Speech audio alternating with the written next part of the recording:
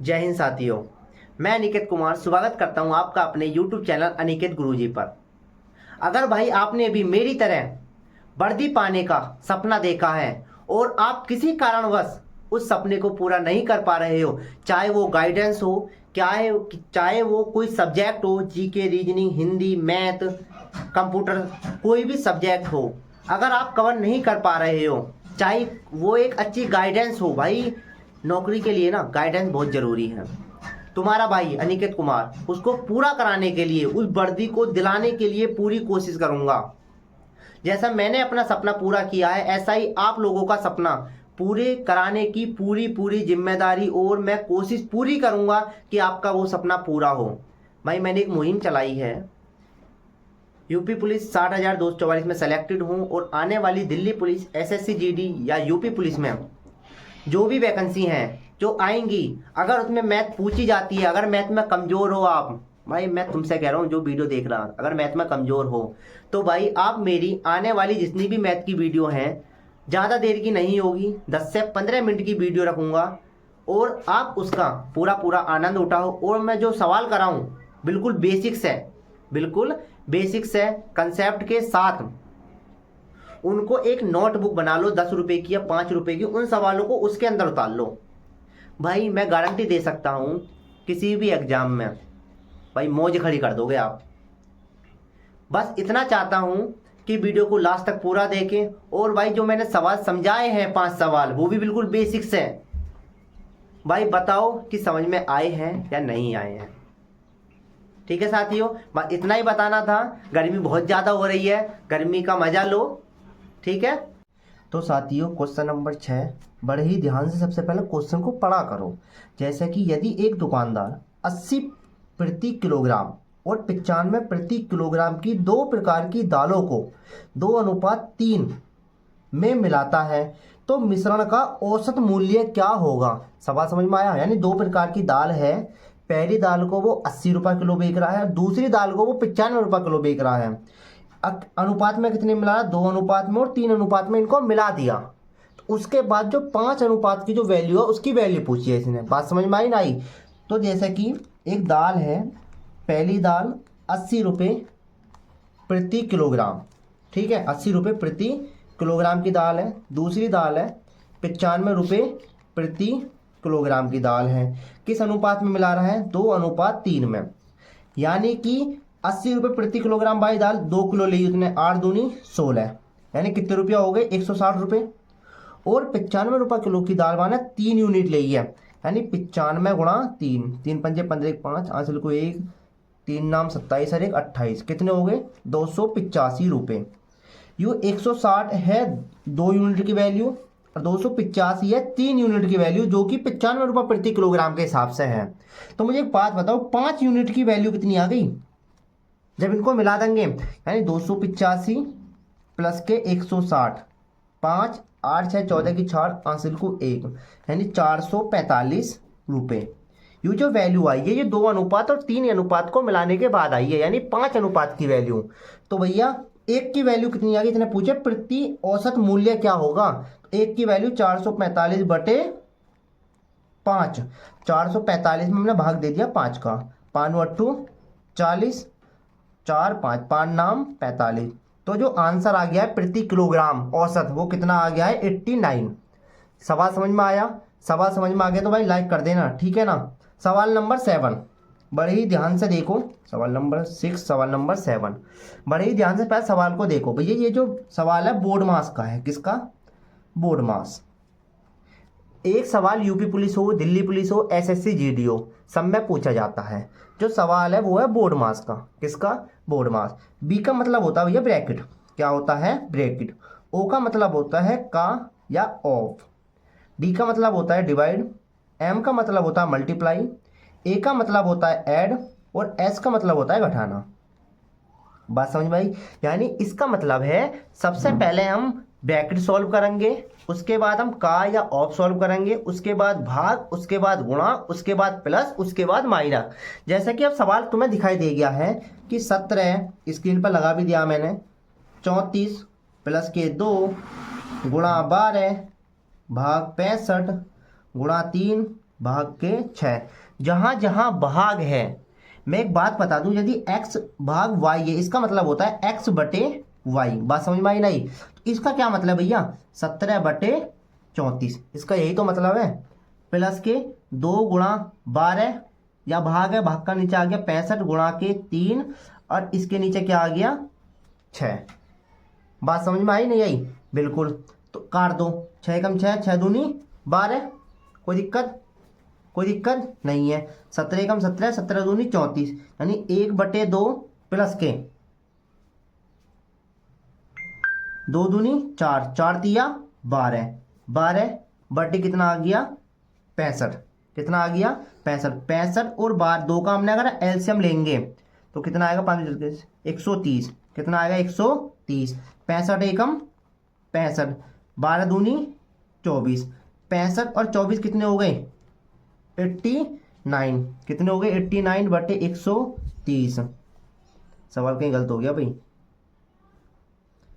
भाग 34 प्लस 2 गुणा 12 भाग 65 गुणा 3 भाग 6, यानी 17 बटे 34 प्लस के 2 गुणा 12 बटे 65 गुणा 3 बटे 6, 3 दूनी 6, 3 दूनी 6 और 2 चिक्का 12, 6 दूनी 12 बटे 65 प्लस के 17 बटे 17 एकम 17, 17 दूनी 64, यानी 1/2। सवाल तो हमारा सही है, तो गलती कहाँ हुई है? ऐसा लगता है जो ये सवाल है ना, जो RWA का ये मॉक टेस्ट है, इसमें जो ये सवाल है गलत है। क्या है भैया? गलत ये सवाल। तो इसका जो आंसर होगा वो 89 बटे 130 आएगा। बात समझ में आई नहीं आई? बोर्ड मार्क्स के हिसाब से ये सवाल गलत है भैया, RWA के उसमें ऐप में। चलें आगे सवाल पे, अगले सवाल पे चलें साथियों। अब एक ध्यान लगाना, अब अगले सवाल मैंने स्क्रीन पर लगा दिया, सवाल नंबर 9, कि यदि लागत कीमत होता है CP, विक्रय मूल्य का SP का कितने परसेंट है? 25% है, बराबर 25, यानी CP बराबर SP गुणा 25। जब भी हम परसेंटेज के चिन्ह को हटाएंगे तो वो नीचे आ जाएगा 100, 25 एकम 25, 25 चौका 100।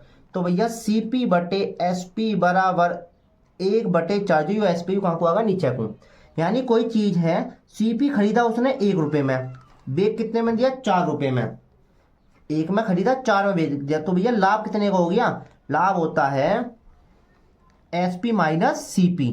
तो लाभ बराबर SP कितना 4 माइनस 1, तो लाभ कितना हो गया भैया 3, कितना हो गया 3। तो उसने पूछा है कितने परसेंट का लाभ हुआ, तो भैया लाभ बराबर होता है, लाभ प्रतिशत बराबर होता है, ध्यान लगाना जरा, लाभ बटे क्रय मूल्य गुणा 100, ये फॉर्मूला होता है। तो भैया लाभ परसेंट बराबर, लाभ कितना हुआ 3 का, कितने पे हुआ क्रय मूल्य भैया 1, और गुणा के 100%, तो भैया लाभ प्रतिशत बराबर कितना होगा 300% का लाभ हुआ है। देख रहे हो कितना चला गया, 1 रुपये की चीज खरीद रहा और 4 में बेच रहा, 300% का लाभ ले रहा। समझ में आ गया सवाल?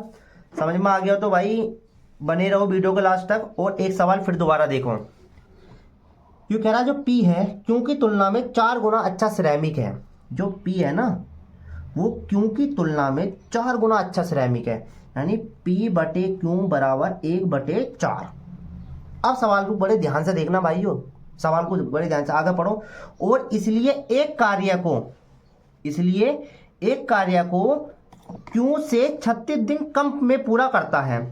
तो इसलिए जो कार्य है ना, जो P है वो क्यों से 36 दिन में कम पूरा करता है, यानी यू 4 दिन में, यू 1 दिन में, कितने दिन में कम में पूरा कर रहा है? 3 दिन में, 3 दिन में कर रहा है नहीं, लेकिन सवाल ने क्या बोला है भैया 36 दिन में।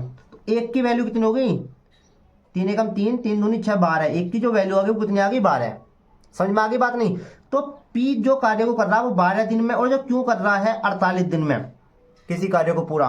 तो टोटल काम कितना, इन दोनों का एलसीएम लेकर आ गया 48, 12 एकम 12, 12 चौक 48, 48 एकम 48।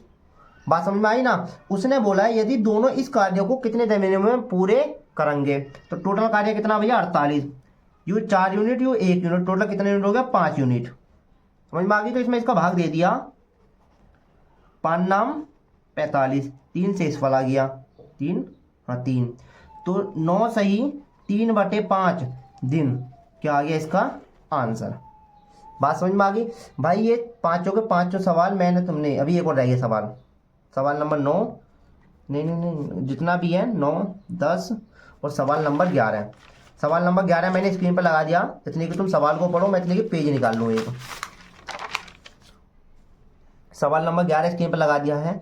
इसने बोला है 16 20 और 24 का LCM क्या होगा। इसकी मैं शॉर्ट ट्रिक भी बताऊंगा और लॉन्ग ट्रिक भी बताऊंगा। सबसे पहले 16 20 24 का LCM निकालना सीख लो। तीनों को हमने ऐसे लिख लिया। हम क्या करेंगे, सबसे पहले छोटी से छोटी संख्या 2 से काटेंगे। 2 अट्ठे 16, 2 अट्ठे 16 और 2 धाम 10, 2 एकम 2, 2 दूनी 4 12, 2 चौक 8, 2 पंजे 10, 2 छिक्का 12। 2 से काटते रहो जब तक कट रही है। 2 दूनी 4 5, 2 तिया 6, ये दोनों 2 से कटे ना, इन्हें 2 एकम 2 5 3। उसके बाद काटो 3 से 1 5 ऐसी की ऐसी 1 5 से 1 1 और 1 कट गई। तो 16 20 और 24 का जो लैसे होगा वो क्या होगा, 2 गुणा 2 गुणा 2 गुणा 2 गुणा 3 गुणा के 5। कोई दिक्कत। 2 दूनी 4 4 दूनी 8 8 दूनी 16 16 थी 48 48 पंजे मल्टीप्लाई कर लो। 48 पंजे कितने होते हैं, 8 पंजे 40 थी 0, 8 से 4 4 पंजे 20 है तो 24, यानी कितना आ गया था 240। ये क्या आ गया इसका लेस है LCM। समझ में आ गए साथियों। अगर 5 सवाल तुम्हें बिल्कुल समझ में आ चुके हैं तो भाई प्लीज वीडियो को लाइक कर देना और कमेंट बता देना कि समझ में आए भी है नहीं भी आए। ठीक है भाइयों, कोशिश करूंगा भाई तुम्हें बड़े अच्छे से समझा पाऊँ। भाई अभी मैंने स्टार्टिंग करी है तो थोड़ा नर्वस फील होता है बताने में, या जल्दबाजी हो जाती है सवाल बताने में। अब मैं तुम्हें इसकी शॉर्ट फॉर्म बता देता हूँ। शॉर्ट फॉर्म LCM की। एक मुझे बात बताओ, LCM होता क्या है।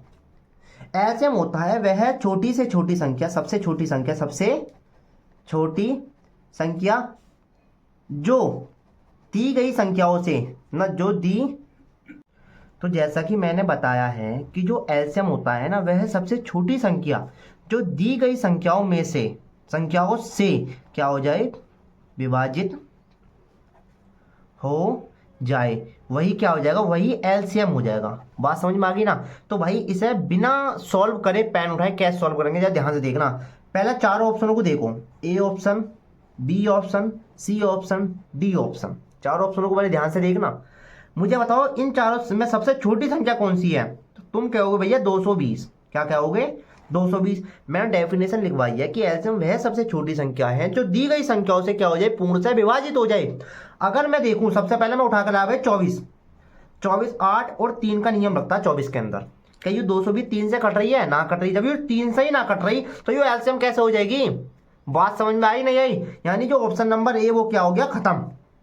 उसके बाद 220 से बड़ी कौन सी है, 222, ऑप्शन नंबर D 222। अब तुम इसे ध्यान से देखो भैया 3 से तो कट रही है, लेकिन क्या यूं जब मैं 20 लेके आऊंगा, 20 का नियम क्या कहता है, 20 मतलब लास्ट में 10 से कटनी चाहिए, तो लास्ट में 0 ही ना है। जब लास्ट में 0 ना तो 10 से ना कटे तो ये आंसर भी क्या हो गया, खत्म हो गया। उसके बाद है 240। क्या है 240। अब मैं देखूंगा 16, भैया 16 से पूर्ण से विभाजित है। मैं देखूंगा 20, भैया 20 से पूरी पूरी कट जाएगी। मैं देखूंगा भैया 24, भैया 24 से ही पूरी पूरी कट जाएगी। यानी जो इसका LCM होगा वो क्या होगा, ऑप्शन नंबर C 240। बात समझ में आ गई ना। बात समझ में आ गई तो भाई वीडियो को लाइक कर देना और कमेंट में बता देना कि वीडियो को जो हमने बताए हैं 5 सवाल वो समझ में आए हैं ना। ये सवाल बहुत ज़्यादा इंपॉर्टेंट साबित हो सकते हैं आपके लिए। बात समझ में आ रही है नहीं। अब भाई मैं बता दूं, जो मैंने क्वेश्चन कराया था ना अभी थोड़ी देर पहले, वो बोर्ड मास वाला, भैया वो सवाल गलत टाइप हो गया है RW से, शायद मेरे हिसाब से ये लग रहा, क्योंकि इसका आंसर आ ही नहीं रहा, शायद गलत टाइप हो गया है। ये 1734 जो इसका आंसर है वो सही आंसर इसका यही है जो मैंने अभी थोड़ी देर पहले कराया था। कितना 89/130 इसका सही हो जाएगा, सही आंसर। शायद मिस्टेक हो गई होगी RW वालों को, वहां पर कुछ ना कुछ वो देखनी पड़ेगी क्या मिस्टेक है। तो इसका सही आंसर क्या हो जाएगा 89/130। भाई बात समझ में आई ना आई। अगर भाई तुम मैथ में कमजोर हो, कोई सवाल तुम पे नहीं हो रहा है तो भाई तुम मुझे डाउट भेज सकते हो, मैं उनका सॉल्यूशन करके तुम्हें बता दूंगा। ठीक है, तुम्हारी पूरी हेल्प कराऊंगा। और मैं अपना जो टेलीग्राम का जो लिंक है मैं डिस्क्रिप्शन में डाल दूंगा भाई, तुम वहाँ मुझे फॉलो कर सकते हो और अपने जो भी डाउट है तुम्हारे तो वहाँ पर मुझे भेज सकते हो।